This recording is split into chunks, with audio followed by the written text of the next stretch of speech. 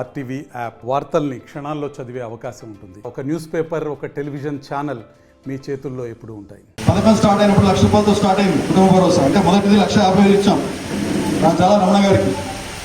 రెండో దగ్గరికి వస్తే 1,00,000 ఇచ్చాం, మూడో 1,05,000 ఇచ్చాం, తర్వాత 1,10,000 ఇచ్చాం, 1,20,000 ఇచ్చాం, 1,30,000 ఇచ్చాం, 1,40,000 ఇచ్చాం, 1,50,000 ఇచ్చాం, 1,65,000. వరంగల్ జిల్లాలో అయితే 1,70,000 ఇస్తాం.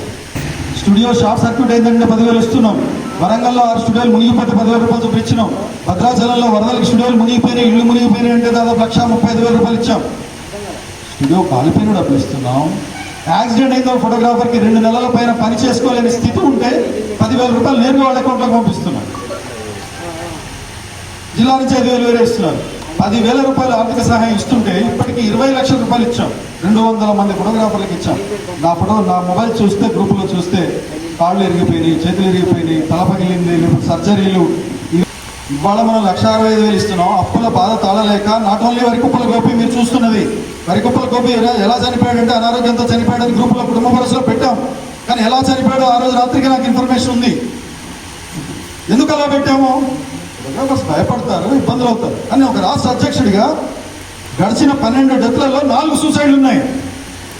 మీకు ఎక్కడ తెలుసా? ఒక వరకుప్పల గోపి తెలుసు మీకు.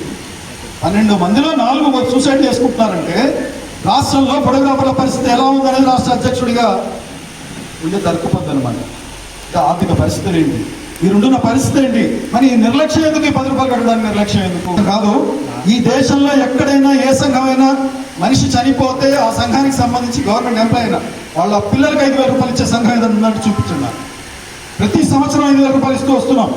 ఈ వేదిక సాక్షిగా చెప్తున్నాను, ఆ 2 పిల్లలు కూడా 18 సంవత్సరాలు వచ్చే వరకు ₹5,000 చొప్పున ఆర్థిక సహాయం ప్రతి సంవత్సరం అందుతుంది. ప్రతి సంవత్సరం ఫోటోగ్రఫీ డే రోజున మీరు మీటింగ్ పెట్టకపోయినా ఖమ్మం పిలిపించి మేము ₹10,000 ఇస్తాం. ఆ పిల్లలకే ఇస్తాం. పిల్లలు ఎక్కడుంటే అక్కడ ఇస్తాం. అమ్మమ్మ తాతయ్య దగ్గర ఉంటారా, అమ్మ దగ్గర ఉంటారా, నాన్నమ్మ దగ్గర ఉన్నారా, ఎక్కడున్నారా ఎంక్వైరీ చేసుకుని ఆ పిల్లలకు ₹10,000 ప్రతి సంవత్సరం ఆగస్టు 19 ఇస్తున్నాము.